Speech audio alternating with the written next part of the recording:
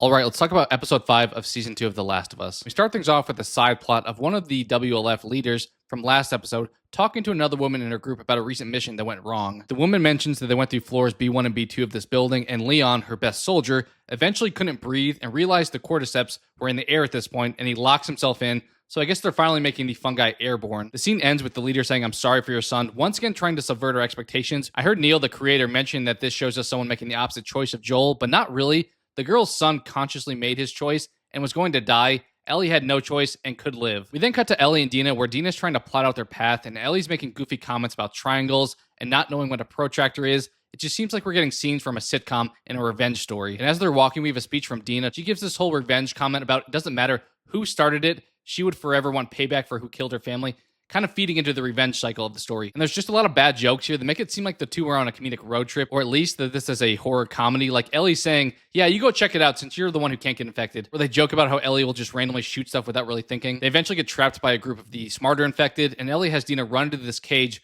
where then Ellie fights them instead, and they're getting completely overthrown until we see Jesse come out of nowhere and save them. Jesse says he found Dina's map in the theater, and I'm thinking, why would she have left that there? Suddenly, the Seraphites start whistling. We actually see the Seraphites hang and cut out the stomach of a WLF soldier. Suddenly, out of nowhere, Dina gets hit in the leg with an arrow, and Ellie scrambles in her own direction and somehow gets away. I don't fully get why they separate. I guess Ellie wants to be a decoy, but then she just hides. Despite Ellie previously being portrayed as very directionally challenged, she magically shows up at this WLF building where she conveniently gets Nora at gunpoint. Nora throws some liquid at Ellie and then runs out, and somehow the soldiers that Nora's yelling for miss all of their shots here, definitely giving Ellie some heavy plot armor, and it felt a little bit like a Scooby-Doo chase scene almost. Nora runs to an elevator shaft and then falls down it, and we see that it's B2. I will say this was well done with a full circle location that we've already heard about, although this didn't really feel very securely shut off since Ellie and Nora got down it pretty easily. Once in B2, Ellie sees a few people fused to the walls with spores, and we see that the one sitting down is named L. Park, aka Leon, from the opening story. And the visuals in the scene across the board are extremely well done here. Ellie winds up finding Nora, and Nora tells Ellie that they're now both infected until she realizes that Ellie's immune. We have Nora say, "Don't you care what Joel did?" And Ellie says she doesn't care,